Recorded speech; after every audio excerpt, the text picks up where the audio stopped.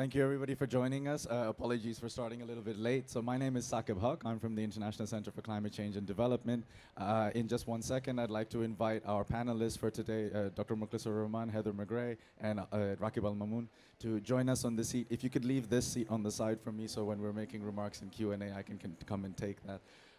So thank you for coming and joining us on some reflections from the local level from a community CBA-based project that we've been working on in Bangladesh since 2019. I'll request if they can put through the slides so I can give people a bit of an overview of what the project was talking about. But the partners here will be able to share a lot more about the on-the-ground realities, the particular governance and systemic and political challenges that we faced within the project that we had. I believe it's working. Yes. So this was the origin of the project, and I won't read through that. I'll allow you to go through that in your own time. But this is just basically setting the context of some of the climate vulnerable communities that we've been working across in Bangladesh, in Shatkhira particularly, one of the areas that are in the climate coastal belt that is most vulnerable to cyclones, to flood surges, to salinity. And this is the context of working with communities that are on the ground, on fishers communities, on smallholder farmers communities. And really what were some of the issues that we were challenging in terms of what are the adaptation initiatives and the type of support that they need, but are not getting the right type of support available to them, made to them in the right way, in the context of a lot of political challenges, which is a number of the governance issues within this project that we've been tackling, particularly through legal systems that Dr. Mukhlisur Rahman will also be able to highlight a little bit further. But as you can see, a number of the mobilization for community activities that we've been trying to engage through the communities that we've been embedded with have really been in trying to enhance their local leadership, their local sort of ownership of the projects, being able to have their voices heard in the ways that they need to be able to derive this type of support that they need for the adaptation and resilience initiatives that they're working on. We've mobilized through a number of petitions. As you can see, 1,500 community members signed up for a petition to be able to take that to the local offices, the UNO or the local district offices in Bangladesh that really govern everything that happens within that district. There's no sort of localized project that can go without a approval or a permit or a certificate that comes out of these offices. And a lot of these communities and the members that are living in them have had significant challenges in having their voices heard and having their initiatives be supported, be recognized. And so through a lot of our mobilization, that was some of the work that we take directly to the local government for them to understand what are the specific challenges for these communities, and then derive some of the results that we've been having here. So again, a lot of the work that our partners CNRS have been doing on the ground have really been capturing and understanding how these communities are really benefiting from the adaptation initiatives that they're working on. There are a number of youth movements, and I'm grateful to have a number of our youth colleagues talk a little bit about the youth perspective that we've been working on, not just in this project, but across in Bangladesh, about how these sorts of movements can really inspire the generation that want to take that action, but are facing significant systemic issues, significant governance issues and political issues, and what are some of the ways that we might be able to shed some light in these sorts of conventions, in these sorts of hubs like here at the Resilience Hub. What are the ways that we can enhance their voices so that we can really be able to provide the resources and the support where it's needed? And just lastly, before I bring on my panelists and go on to the questions, is to sort of be cognizant of the fact that why do we talk about moving from sort of community-based adaptation initiatives, which were really about just embedding initiatives within the communities without a foresight as to what happens afterwards? What happens once those projects, once those donors, once those funders are no longer able to give us that type of dedicated funding for the 3 years, 5 years project cycle that they're working on? Which is why we move not only from community-based adaptation, but into locally led adaptation. What the reason behind that is focusing on the second L, the leadership of local communities, the enhancement and empowerment of local communities, so that really during that support, that funded period that we have this project being supported by donors and funders, enhances the local leadership for them to be able to take it further. So when those partners are no longer there, the networks and connections and the funding that support that they've gotten it allows them to use that as a launchpad to carry on these initiatives as a community going forward. And so some of the questions that have been asked by a number of our local members is what happens when, even if a local NGO and a partner like ourselves and like CNRS are no longer in those regions, what is left behind in these communities? What are the leadership capabilities left in those communities for them to take these sorts of initiatives further? And I hope from our panel we'll be able to hear a little bit about some of the good work that they've left behind that will carry on beyond the project funded phases that we have going through here. I believe these are just the last messages from our communities about what are some things that they would really need.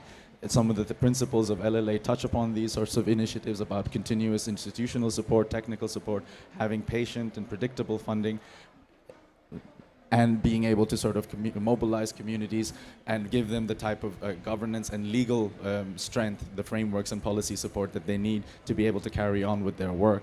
I believe those are the last slides, so yeah, I think we're back to it.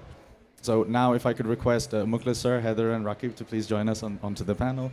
I'll take the seat next down with you.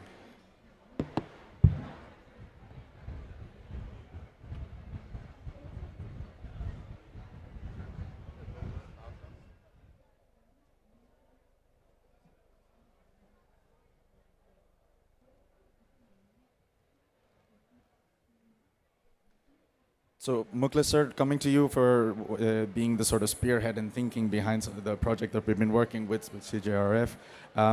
So if you could maybe just give a brief introduction of yourself, and then I'd like you to sort of reflect on how these sorts of activities really ensure that communities are not treated as beneficiaries, but what are the thinking in the change of mindset and narratives to change from beneficiaries to sort of agents of change and genuine owners of these initiatives? What sort of elements have you come across on that? To you, sir. Oh, thank you, Sakib. Basically, we considered our project communities as partners, not as beneficiaries. And this partnership started from the very outset of the project, particularly when we started participatory planning and vulnerability assessment. And the livelihood vulnerability is particularly due to climate disturbances as well as due to contextual drivers, because both these drivers actually making people vulnerable. Even sometimes the contextual drivers impact is more robust than climate disturbances. And well, how did we, when we said tell them or make them as partners, we actually involve them in terms of kind of co-creating the knowledge that they have regarding the local ecosystems, their livelihoods and climate and other vulnerabilities or drivers, and then co-designing the adaptation interventions. Not only technical adaptation, but also justice-related interventions or actions. So in the process, basically, every year we renew the adaptation options, the PREFA, based on the experience of year one, and then year two, we had the reflections, and then we improvise the adaptation planning and actions. People basically, they are aware of the disturbances, climate issues, but since they are not organized, they don't have any space to discuss, debate, and design actions, they really cannot do much. So there, our role was kind of facilitating, organizing, orienting, and provide accompaniment support.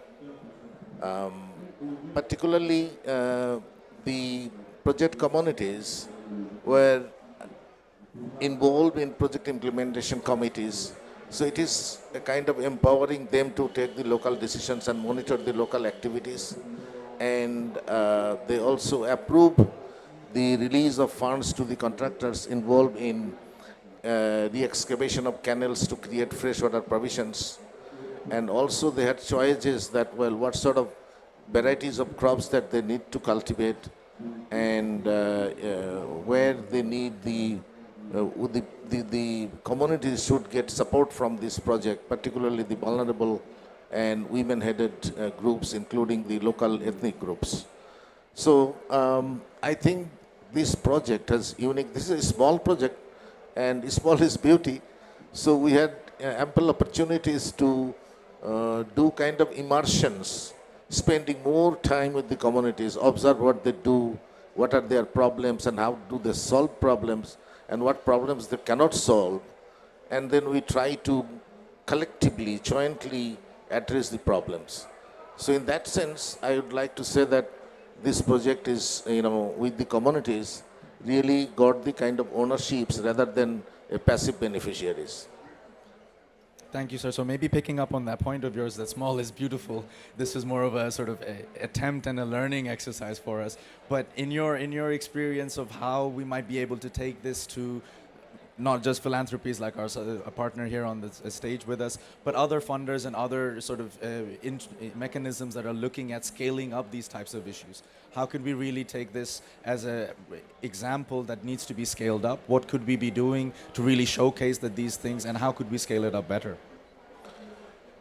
Actually, this project is unique in a sense that most of the projects that we observed, and in some of the adaptation projects, we were involved with other donors and partners that largely focused on technical adaptations, what to do, what not to do on the technical bits. But this project is basically a kind of nexus between or among the adaptation, non-economic losses and damages, and also the justice. So what we understood based on the results that we have got over the last 8 years, I guess, that adaptation without justice is a kind of missing the very essential nexus. So these small and unique projects actually addressed both the technical adaptations, building the capacity, what in our CJRF language we used to say the capacity bridging, because the local communities, they also have good knowledges of local contexts. And we, the outsiders, often claimed as experts, have some experiences. So we blend the experiences together, and then we design or define our activities and actions. So this nexus is very important. And other important thing is the project focused on the nature-based solution approaches. And there is a strong focus on women and youth engagement, from planning to monitoring to implementation and governance activities like, the influencing the local actors and the stakeholders. And while doing that, we had the stakeholders mapping, the governance mapping at the local level, what sort of activities that we can design to influence the local actors and stakeholders so that the communities get enabling support from them.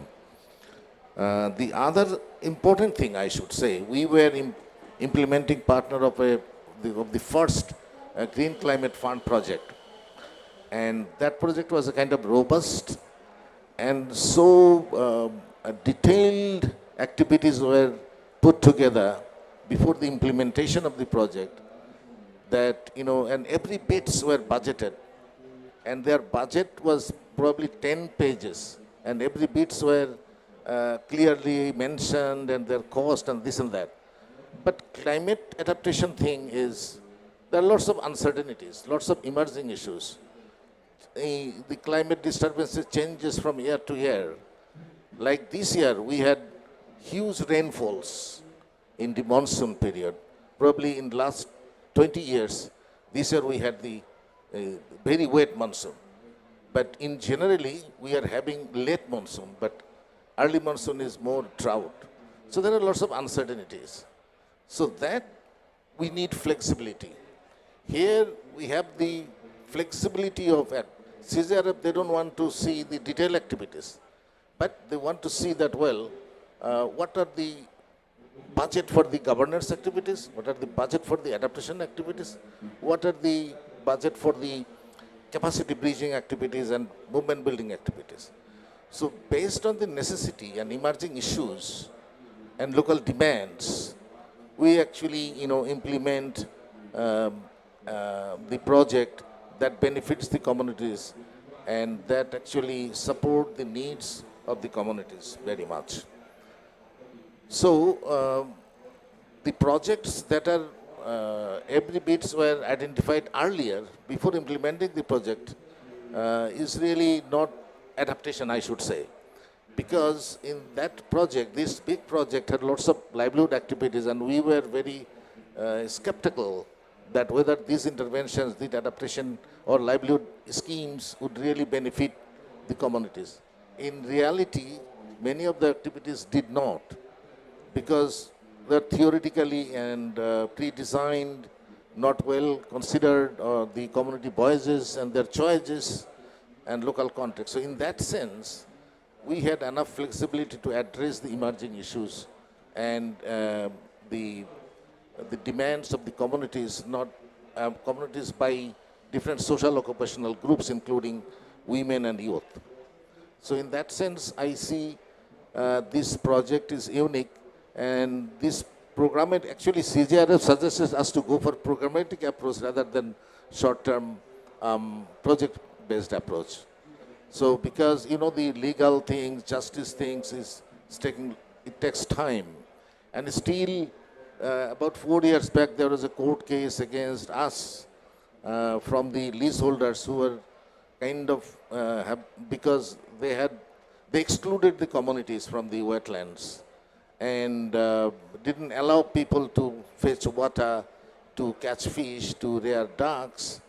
So I think it takes time and flexibilities. And now, through this project, we have been able to influence the local administrators to allocate water bodies so that the communities can use it based on their needs. So this is actually, I should say, the project is unique to support the livelihoods that are sustainable.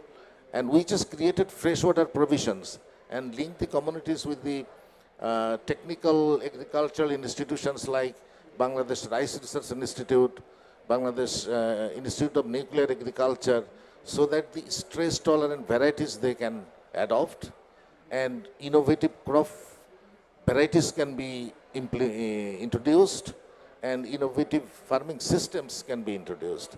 So in that sense, I think the project is unique, though it's small, but has enough evidence that how local communities are diverse and their vulnerability causes are diverse and their adaptation needs are also diverse. And this project has, and this is small and very comprehensive project, has options to address those variabilities. Thank you. Thank you, sir. I think two very important points that I'd like to reflect on that you picked up upon is firstly to understand that adaptation and loss and damage are not separated and siloed activities. That really these are things that are in a nexus, in a continuum, and really the amount of resources and support that we can put into resilience building and adaptation right now really helps us to be able to limit what are we going to have to address as loss and damage. And the less we do, then everything becomes loss and damage. So I think that was a very stark point that you put there. Just one other point of yours that I'd like to reflect upon, and then I'll call on you, Heather, is the strategic importance. So Heather, my question to you would be about what underscores the strategic importance of supporting initiatives like this from a funder and a philanthropic standpoint. And as Mukhlis sir just mentioned, that through this project, they've been able to really highlight why these types of projects need to be very context specific, because adaptation is so context specific. Understanding that, these sorts of issues, even though there might be neighboring districts and bordering communities, their needs and priorities might be difficult. But when we're coming to funding perspectives, they're looking at larger things, they're trying to do things at scale. And as you mentioned, a lot of flexibility from your side as a philanthropy. So a little bit about the strategic importance of a project like this, but maybe a little bit about the different type of funding models that you guys are enhancing here at CJRF. Over to you, Heather. Well, actually, based on our experience, we are not on... Oh, it's Heather. Oh, I had another point that I thought that I should, but anyway. Yeah, I think based on our experience, because we are involved in various projects as adaptation components, and particularly we should say that the results and the approach that we have got out of this is sellable, replicable. And we had the unique opportunity because we had a project, recently we had a project with SIDA, that's on biodiversity for resilient livelihoods. There we incorporated many of these activities, particularly the ecosystem restorations and community-based management. But the project didn't have the justice component. That's another problem. And the FCDO or the British High Commission supported, it's a big project, 35 million pounds for 5 years. And our main responsibility among the 9 partners is ecosystem-based adaptation. So we are replicating this in other areas along the Sundarbans catchment. But that project didn't have the capacity bridging and movement building actions or justice actions. So already we are trying to replicate through our own initiatives with other donors where we are partner, and they accepted all these things that we presented and shared. But the important aspect of justice, governance, and raising the voices of the communities seems to be sensitive, not only from some donors, but also from the government themselves. I mean, if it is only justice and legal things, then it takes long time to get the government approval. But however, I think without that, adaptation could be ephemeral, short-lived, and it is important to have this nexus approach. Thank you. Thank you, sir. Heather, over to you. Thank you, sir.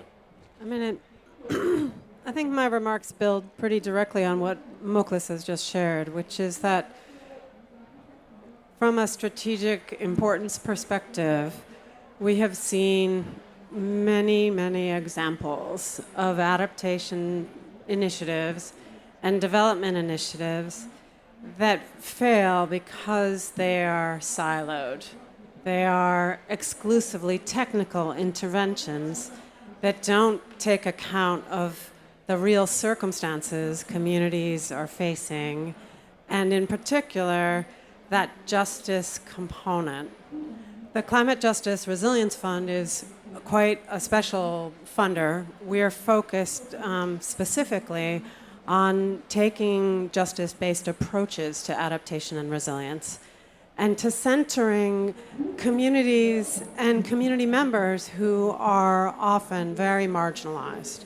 Women, young people, indigenous peoples. Often these are communities and other communities. They have rights that are not being realized. They have rights, in this case, to water, but they also have rights to access to other services. They have human rights on a whole spectrum. And these are extremely powerful and important when it comes to adaptation and to the success of adaptation. So strategically, this project represents for us that nexus, that integration of multiple aspects of what communities are needing. And that while water may feel like a very biophysical, very technical resource, in this case, it was not accessible until communities, first of all, learned about their rights and learned about the law and built their own power and capability to assert their rights and to use the law. And that this justice aspect of what is happening in this project was a really critical component, so that communities could organize themselves and they could fight back against the illegal encroachment on their water. So this representation of that nexus, I think for us, is strategically quite significant for the adaptation field, to recognize that this is not a technical agenda, not exclusively a technical agenda. There is an an entire justice component to this. And there's a need for equity, there's a need for empowerment of communities. The other thing to share about this project, I think, is that we as a funder have offered some flexibility. And it's been used in this work to learn, to take a chance, try something, see what works, what doesn't work, and then try again. And so we actually, over the course of the last 7 years, I believe there's been 3 grants to CNRS and their partners from CJRF, each one building on the previous one, learning lessons and moving forward with the communities. And that willingness to learn by doing is something that's essential to adaptation, but not always something funders are very good at. And so it's something we've been working on trying to model and trying to pioneer in the philanthropic community with the hope of sharing that more broadly as an approach that can be a fit with the kinds of needs that we're discovering when it comes to adaptation and empowerment of communities. Thank you, Heather. Just picking up on that last point, and I'll ask you a second one. So, absolutely, your funding model and the flexibility that you've shown within this project and continue to do so in other projects that you're in is something that not all funders are doing. And critically, my colleagues here working on a lot of the projects that we're doing on adaptation finance, on delivering on the principles of locally led adaptation, where we're trying to talk to funders about how they need to be a little bit more flexible, how they need to be a little bit more predictable, and a little bit more patient with the type of funding. And as you mentioned, within this program itself, you've done sort of 3 iterations of the grants. But eventually, this is going to be something that we're going to have to look to get funded and supported from other sources as well. So then, again, from the project perspective and from others that are in similar positions, maybe on the phasing out of projects that have been embedded for so long, what are some of the strategic points that funders should be highlighted to so that these sorts of activities and initiatives can be scaled up? And what should we be pointing out to other funders? Well, I think there's 2 things that come to mind here.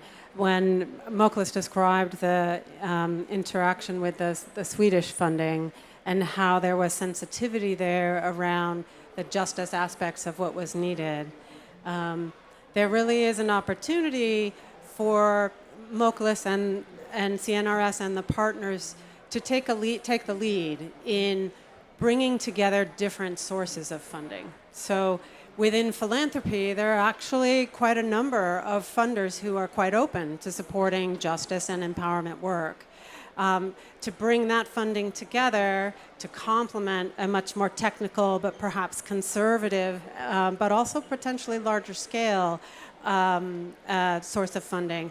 I think that's something that I would recommend to many of you who are working as implementers, and to be thinking as implementers, thinking strategically about what can that funder do, what can that funder do, what can that funder do, and bring those together. In some cases, maybe even introducing your funders to each other. It's actually important for those of you doing this work to claim your own power in your conversations with your funders, because your funders can't achieve much of anything without you.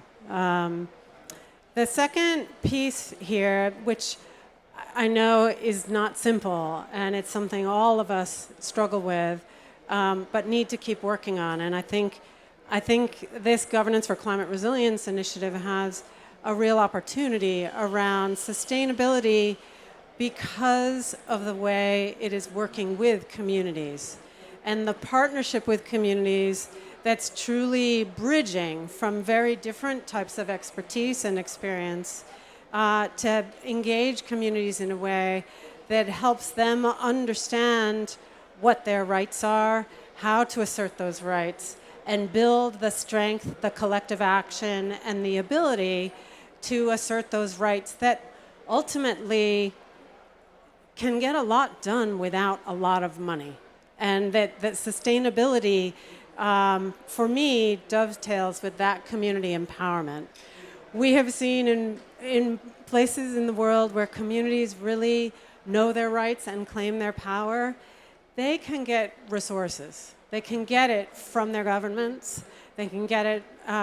They can make governments create those resources because they have the right to it and they know how to demand it. And in many cases, that's a powerful route to sustainability. Thank you. So highlighting on that point that, one of the real successes of this project being embedded through multiple phases and the local partners that we've been working with has been to showcase that these are genuine and real partnerships. And that's really a strength to a lot of the work that we've been doing here. So on that note, I'll move to Rakib, who's from the Lal Shobuj Society, which is a youth-led organization based in Bangladesh. And Rakib, in your experiences of working across a number of different adaptation and climate-related projects with young people in Bangladesh, what are some of the ways that you see projects like this really being a significant area for youth to get involved in, and how might they be doing so in future projects that come through? Rakib, over to you. Thank you. So, first of all, this is Albamun Rakib, as Sakib Bhai said. I'm working with a local youth organization named Lal Shobuj Society. It's a voluntary platform, and few adaptation projects we just implemented in Bangladesh in several areas, especially in southern part of Bangladesh. I would love to mention first one what we did is that in southern part of Bangladesh there is one practice we call it floating agriculture, floating vegetable cultivation. Southern part of Bangladesh is like most of the time it's like waterlogged, and the usual cultivation method is not available there. Like as as for waterlogging, like we can't do usual cultivation. So for more than 200 years, our local community, they're practicing one cultivation method that like with water hyacinth, we make a bed, and upper the bed, like we cultivate vegetables. And when I started learning this initiative, I found that generation after generation, our people are practicing this, but it's specifically in several areas, just like in southern part, not in other parts where we have same vulnerabilities as well. So as a youth, first of all, we thought that, yeah, how can we scale up this in other communities as well? And we designed a project. There were three components. We found that in my birthplace, Mehendiganj, there is another problem as well. Like we have huge ponds, like small water bodies. There, our ancestors and our parents, they used to cultivate fishes as well. But last few years, last 10 to 20 years, the usual fish cultivation in pond, that also hampered just because of several floods. Like every year we are facing 5 to 10 massive floods, and our fishes, they are we can cultivate them in usual method. So in that project, we make three component. One is like we established floating agriculture, floating bed with water hyacinth, and floating structure for fish cultivation as well in ponds. And when we just start looking for funds, as you mentioned that, yeah, there should have flexibilities, there should have flexible fundings. I found that, yeah, still it's not that much flexible for us, and especially for youths. In so many cases, I found that, yeah, everyone's saying about youth inclusion, youth empowerment, and in local-led adaptation, we say that, yeah, youth is one of the most important component. But in practice, still we need to fight for this. Still, we need to more work on this. Then, like after huge effort, we found a small funding, and we initiated like you can say prototype that, yeah, is it working or not. So I still remember back in 2022, for the first time we established a model in a pond. in same pond we just cultivated vegetables, and at the same time in that year like our fishes were protected. We cultivated tilapia, pangas, some local fishes, and our villagers, they were just surprised that yeah, how this can happen in ponds. And yeah, I can say this year from that success in my community, there is 12 more ponds that are practicing the same thing what we established in 2022. So first thing from my experience, I found that yeah, uh, youth can do I would love to say that youth can do in more efficiently any project, and this kind of project when like youth work directly, they get the opportunity to learn by their mistake, and they can make the correction from their mistake. And I can confidently say that the project we implemented with just 3,000 or 5,000 USD, and the success we got, yeah, it's massive. And here I will request to all of you that yeah, in this local aid adaptation initiative, please include youth as a partner, not just a like beneficiaries. Like we youth there is in all over Bangladesh or all over the world. Like right now, we can say that youth are more active. Youth have several platforms, and if we can like empower them, if we can train them, and if we can give them some flexibilities regarding funding, regarding documentations, and other registration process and etc., then maybe yeah, they can make more impact than any others can do. Yeah. Thank you, Rakib, and really some initiatives that you've taken up that we're very, very proud of, and being able to support and work with you on that. So I'll allow you to make a little pitch. So this is being recorded and it'll be shared with a number of different partners, particularly the sponsors of this. So considering a number of the initiatives that you've done through Lal Shopuj and the few things that you've done as a pilot that have shown good cases, but also your plans.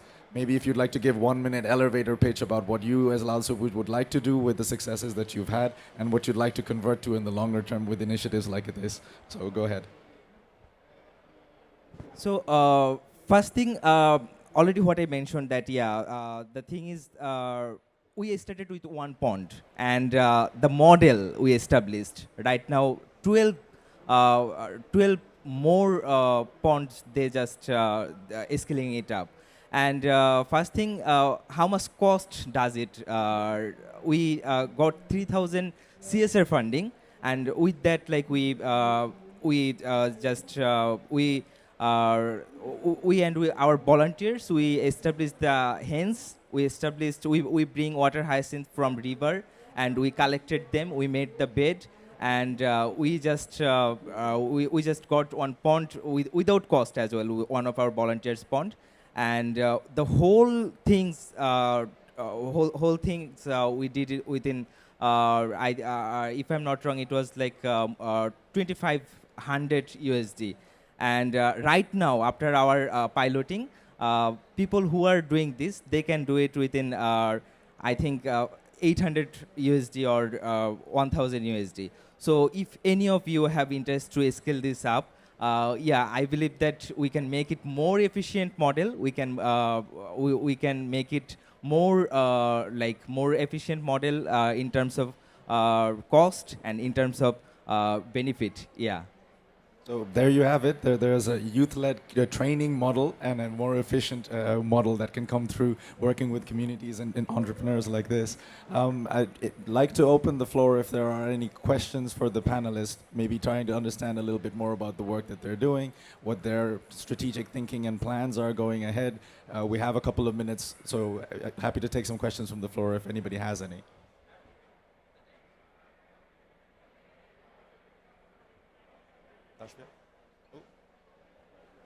Hi, my name's Anne Brady. I work for DAI, and we've been implementing a climate justice project in Malawi. So really lovely to hear some of similar experiences and learn from what you've been doing in Bangladesh.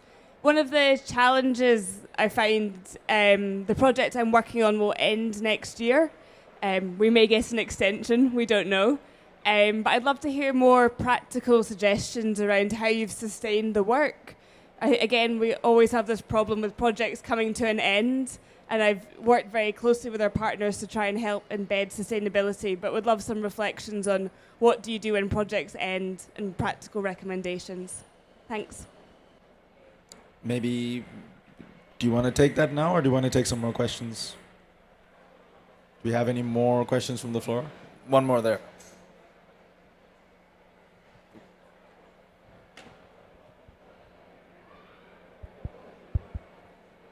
Hi, my name is Tasfia. Sorry for joining a bit late. I'm a graduate student at State University of New York College of Environmental Science and Forestry, and I work on politics of climate change adaptation. I have a question probably for all the panelists, but probably specifically to Heather, because there is a very recent paper that came in the Nature, which says that projects does not work for transformational adaptation. And the case study that started with is the coastal embankment project. That was a very big World Bank project in Bangladesh, and like what was the false solutions that they have created. And I've been just wondering that, because I know that CJRF has been a very kind, generous partner, having channeling funds for creating very sustainable initiatives, projects, but in engaging meaningful communities. I've been thinking that what are some of the what are you doing differently, and what you would like to do differently to make things sustainable? It's kind of also tied to the question that you have raised as well, how we can kind of come out of the loophole of the projects and think it for more sustainable, pragmatic, programmatic systems. So yeah. Oh. Thank you, Paul. Hello, Paul from IIED here. Just on the vibe of sustainability, I'm also thinking, one of the best ways that we know to ensure that adaptation continues and is productive over time is to embed it into government systems. And I know that you've been doing some work in this regard, Saki, but I'm curious to hear a bit more about whether there is any scope to integrate these kinds of initiatives into the newly minted Bangladesh National Framework on Locally Led Adaptation, and how that might then bring government resources to bear on these proposals too. So first to the panel, I think the question originally is about long-term sustainability, of tips and tricks on how they might be able to do so in projects that they're working on.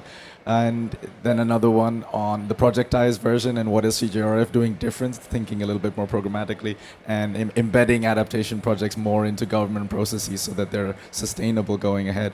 Any takers from the panel? Sorry.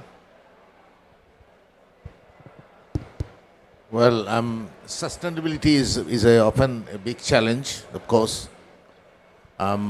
But we think actually what we are focusing now is 1C is the capacity enhancement. And capacity is not only to the adaptations, but also addressing other issues like governance, justice, and intersectionality issues. And also other thing is the climate change, would try to aware the communities that climate change is something that cut across every societies, whether rich, poor, marginal, women, men, everybody, every society, every group is impacted. So the approach has to be the whole of a society approach, and different sectors are important. Like, for example, we are working in the wetland restoration, wetland-based adaptation. So there is need for integrated approach from the central government. Like, the wetland is managed by the Ministry of Land, the fish in it is managed by the Ministry of Fisheries and Livestock, and the agriculture in the dry season and wet season is managed by the agricultural ministries, and the industries and pollutions and this and that are controlled by the Department of Environment, and the forest around in the watershed are managed by the forestry department. But all these sectors they have their own policies and strategies. They worked in silos and often colliding. And these are unless we had a kind of coherent policies to support adaptation, and there is political readiness to support adaptation, we really cannot achieve sustainable adaptation outcomes. But here in our case, since we're dealing in small areas, we are supporting more on building the capacity that how communities should face the uncertainties of climate change. As I said, that this year we had huge rainfall, and some years we're having drought. So the farming prescriptions we have this year may not be used in the next year. So building the adaptive capacity so that they have capacity to understand and have connectivity with the different hubs to get the information and have capacity to plan well how to address these uncertainties and how to monitor the climate related changes happening. So that bit is important. If this is embedded in the community systems, we have formed the farmers field schools where they talk about, they reflect about the farming systems, the fisheries and the livestock issues relating to the year-to-year changing climatic disturbances. So that's one thing that within the community, including the women and youth, they discuss about these things and then shape up their things. Other important thing that we believe is, which is the influencing the local actors and stakeholders on a regular basis, because lots of issues are being emerged that threatened or risking the adaptation gains. So there are vested groups have control over wetlands, control over state-owned lands, which are supposed to be meant for the landless people. But it is unfortunately being used by the rich people, politically empowered people. So there is always a fight between these two groups. And how to win this fight, battle, is also we incorporated in our orientation and training programs. Other thing is linking them, it's connectivity. If they have connectivity with the sub-district agricultural, fisheries and livestock officials and the administration, that how these wetlands restored or available there can be brought under the community use rather than giving lease to a few people who are already empowered and rich, but at the cost of that leasing system, hundreds and thousands of poor people are excluded. So these are important knowledge that we try to give them. Other thing is, another point that, this is what we are thinking, that this knowledge base and this capacity base and the connectivity with all the stakeholders is important for the sustainability. Because they are linked with the Bangladesh Rice Research Institute, so they are innovating new varieties with nuclear agriculture department. So they are also inventing new things. So they are connected. So jointly demonstrating new varieties to test how it works. So these are the things. The other thing is, I just like to highlight the NAP that we have. It is approved by the government, the National Adaptation Plan. But we feel this is more generic. As I said, we are working in 3-4 villages and lots of diversities. Even in that particular area, in the catchment of the Sundarbans, there are 5 different types of fishing communities. And each of them has different vulnerability context. Each of them need different or differing adaptation options. So to catch up these localized diversities, it is important to have local adaptation plans. That we have been doing this, and we also plan for this in this project, that we should do the local, very local adaptation plans. And within the sub-district, there are maybe 10, 13 or unions. And union to union it varies because of the morphological things, the hydrological things, and the social and economic things. So we already with IRC developed some, sub-district level adaptation plans, and we have program for this. Some activities are done. So this is very important.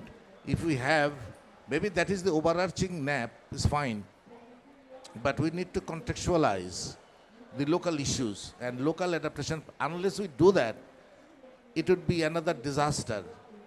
That maybe we will support, if we want to support the fishing community, maybe they will support one communities, but the 4 fishing communities will be excluded.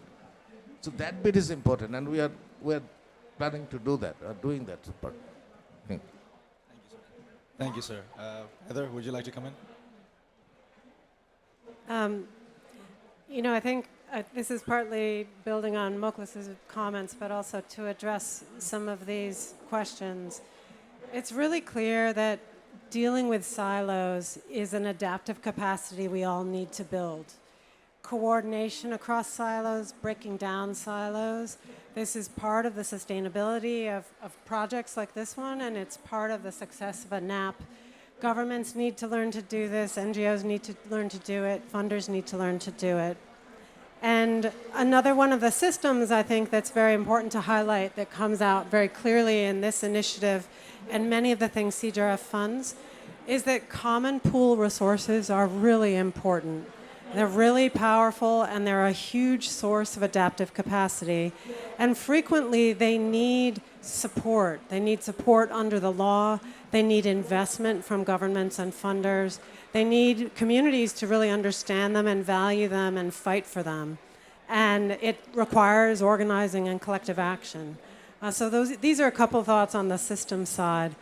In terms of ourselves as a funder, kind of responding to this need for more programmatic approaches, we're in the process of, we're nearing the end of a process of strategy development, and we are hoping to become a funder that makes longer, larger grants. In the case of the Governance for Climate Resilience initiative, we sort of iterated. We had several 2-year grants, one after the other. We'd like to become a funder that can give long-term funding that's reliable from the beginning, so that our partners have flexibility to think programmatically, to pivot when they have to, and to move out of a project mentality that's very dysfunctional. It is certainly the responsibility of funders to undo this projectized approach to funding. And we need the help from our NGO partners who also have internalized a projectized mentality in a way that has surprised me. And that in cases where we have offered flexible funding, we've received a budget back that isn't flexible and looks like a project budget. And I am often surprised by this, and I'm still quite puzzled why that offer of flexibility is sometimes rejected. So there's a whole world of education around this that our community needs to support each other around. But I do think climate change is our main teacher in this. We will not succeed with this challenge unless we can let go of power, build the power of communities, and learn to do some things very differently. Becoming a flexible funder is a climate adaptive thing to do, and we are hoping to continue to progress on that path ourselves. Thank you, Heather. Rakib, any reflections on the questions? In that case, maybe Muklas, sir, if you'd like to have maybe just 30 seconds closing remarks. Heather, I'll come to you for some, and then Rakib for final remarks. Yeah, just I'd like to reiterate that adaptation without justice is really missing the essential nexus. That's one thing. The other thing is that we should not be, I hear in different sessions, I heard that people are very romantic about the communities, that communities can solve everything. Yesterday I was saying that we should not be so romantic because there are lots of externalities that communities cannot face themselves. If we really want to go for wetland restoration, as I said that many institutions, many policies, and many departments are involved. Unless we connect communities with those institutions, the communities alone cannot solve everything. So that's the important point. And LLA rightly addressed those issues. But before we had the community-based adaptations, and we had some problems. It is not lasting because of these externalities. So that we need to keep in mind that communities focused project must we consider the external factors. Otherwise, it may be successful in terms of the project's gain or report, but in reality, it would not be sustainable. So externalities and communities' voices and aspirations and engagement is important. Thank you. Thank you, sir. Rakib? I think that I would love to emphasize again youth inclusion. So in local-led adaptation, or as you say, community-based adaptation, especially in local-led adaptation, there is like we always say that youth is one of the most important factor, but in realities, how much we are just including them as a partner, that's the fact. So I think we need to more focus on effective youth inclusion and empowering youth as a partner, not just a beneficiaries. Yeah. Thank you, Rakib. Heather? I think for me, kind of a closing remark to share is at this nexus of adaptation and justice, this is something we need to fund and we need to do in the field, but it's also something we have to do internally in our own organizations. And looking internally at gender equity, at inclusion of youth, at the various intersections and sources of marginalization within all of our organizations and within our organizational practices.